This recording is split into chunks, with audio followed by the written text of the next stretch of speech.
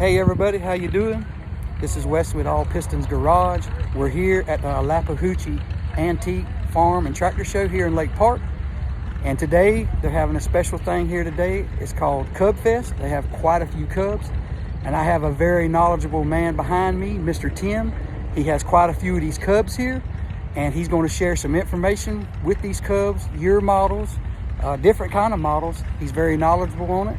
So we're going to let him share what kind of knowledge on these tractors that he has here today. So let's get in. Everybody, this is Mr. Tim, and he's going to share some knowledge. Quite a few of these are his, and he's going to share the knowledge from some of the first that was made to some of the last that was made that he has here. So if you don't mind, Mr. Tim, if you'll show us a few things about this. So what we got here is a 1947. It's the first gear for the Cub Farmall. This is my son's. We restored it for this show.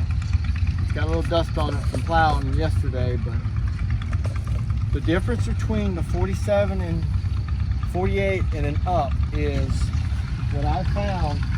These handles were longer in 47 and 48, and the dash towers are longer here. And then, and after that, 49, they were shorter, which they were about this length. They're shorter on the rest of them. Okay. But for a first year, that's the features. And early serial number ones had the Cub circle at the on the dog leg, what they call the dog leg. Okay. All right. Set up with a plow. After 47, 48, you come down here.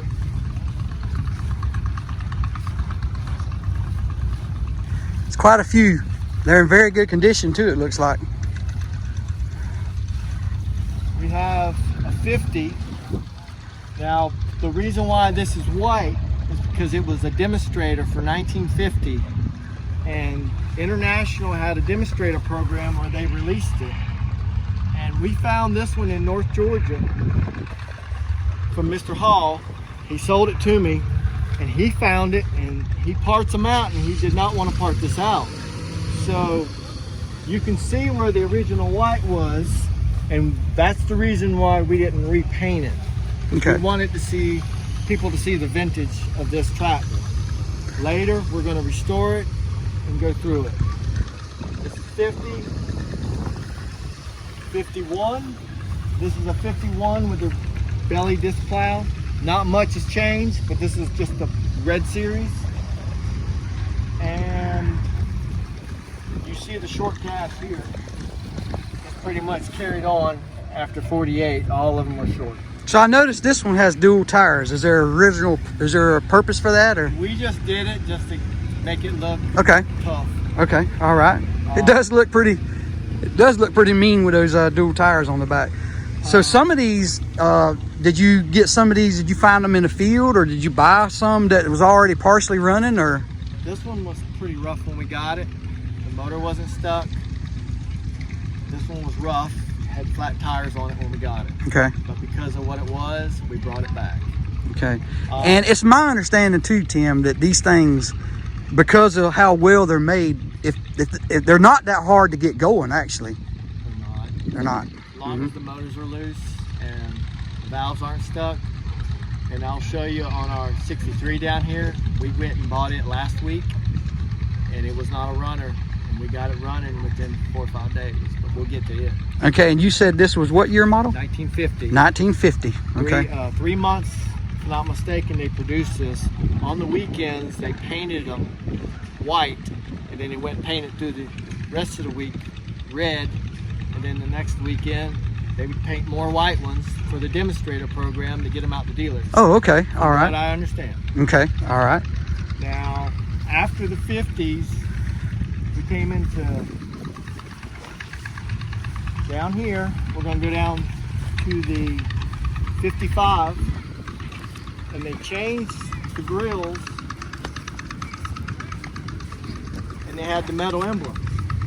Yeah, I see that. I think they call it 11 bar, 13 bar grill. Had the metal emblems. Basically, similar sheet metal. It had this indentation. It would match like the 100, 200, 300, and 400 series. And that was their 55, 56 in this style. So the mechanical part, the engine and everything else, pretty much stayed the same, right? Same. Just kind of had some cosmetic with the sheet metal and stuff. To match the bigger tractors. Okay, all right. So I guess their thinking was, if it ain't broke, don't fix it. Yeah. Yep. So 57 and 58, same body style, same grills. They went with a white background, white grill. Okay. And they produced this 2 years. Produced that one 2 years. They produced this one 2 years. Pretty much no changes. After 58, they released the 59, which is what they call the 4-bar grill. Then they put an IH emblem. Actually, they all had them. They had them in 55 and 57. 59, they had the emblems. They had longer emblems here. This one has a fast hitch.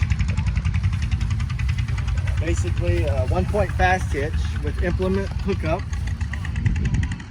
The deluxe seats came out, I want to say in 54. This is a 59. It has the deluxe seat on it. Okay. Same motor, same transmissions, no changes. Just simple. Simple. Yep. After 59 and 63, late 63, this one was produced.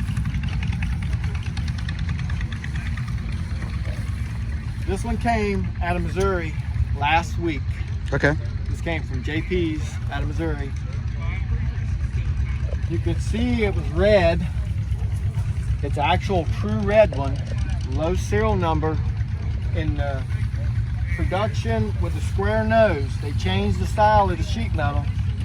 This one, they started out at 222-501. This one's 222-702. This is early production. They could have came yellow and white or red. From what I was told, dealers could order them either way. I thought they were only yellow and white, but I found this one. This is genuine. There is a couple parts that were put on through the years that were yellow, but initially they were red. Okay.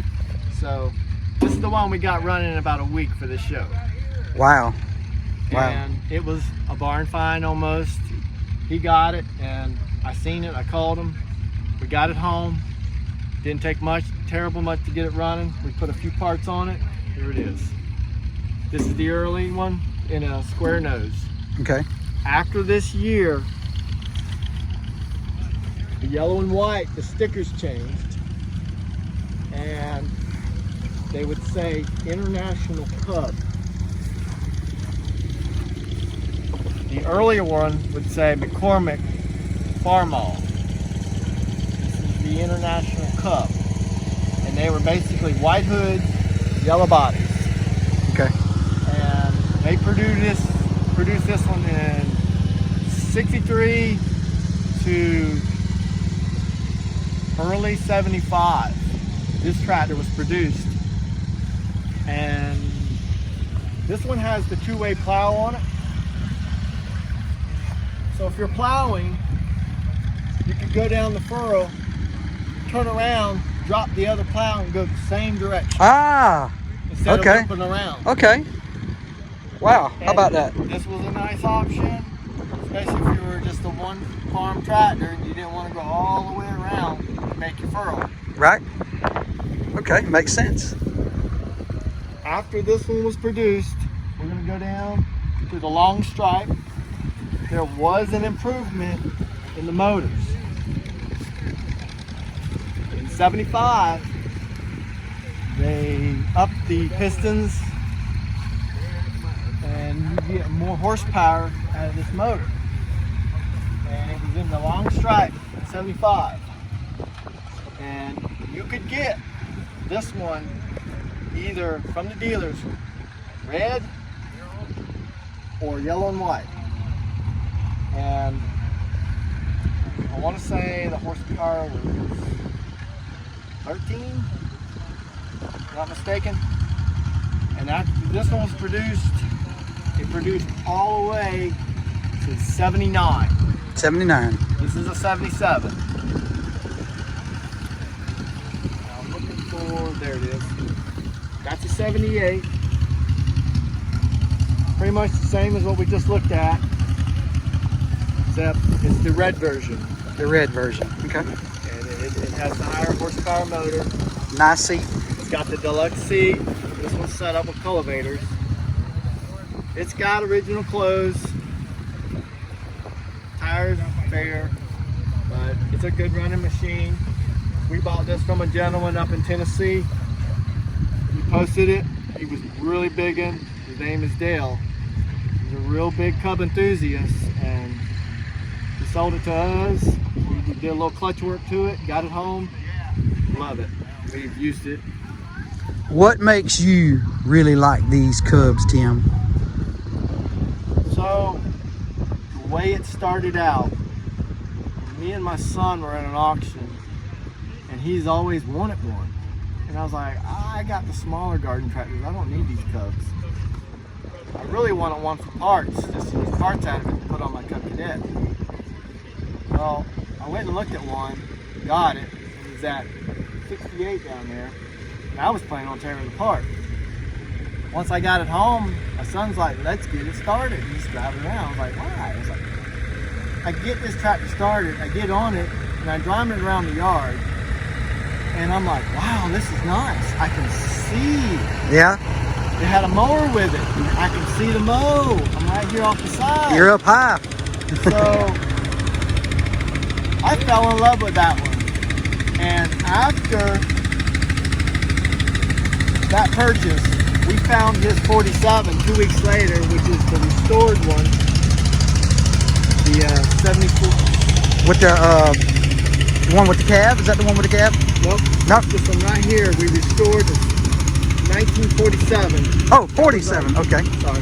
That was the next one we got. Okay. This is kind of what started it all. When we found the early serial number, 4-digit, we fell in love with them. And then after that, we picked up a 59, and we started using them in the garden. We started using them at plow days.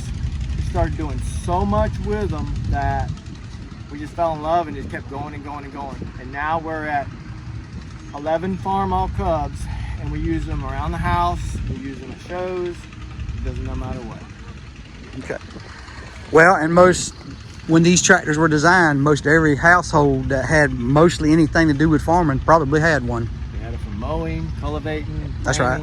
Gardening. Just an all-purpose small tractor Light farm duty that got the job done. Yes, sir. That got the job done. Well, Tim, I appreciate you sharing your knowledge and especially bringing these tractors out here for everybody to see. And guys, if you are interested in these Cubs, down in the comments, I'll have in the description things that you can find, other shows. We really need to get, this knowledge out here, because these tractors are old, and some of the old guys that used to run these tractors are not with us anymore. But thank goodness we have Mr. Tim, and he is into these tractors, and he's keeping them alive, and he's keeping them where we can all enjoy them because he loves them. And we sure appreciate it, Tim. Thank you very much, buddy. Thank you.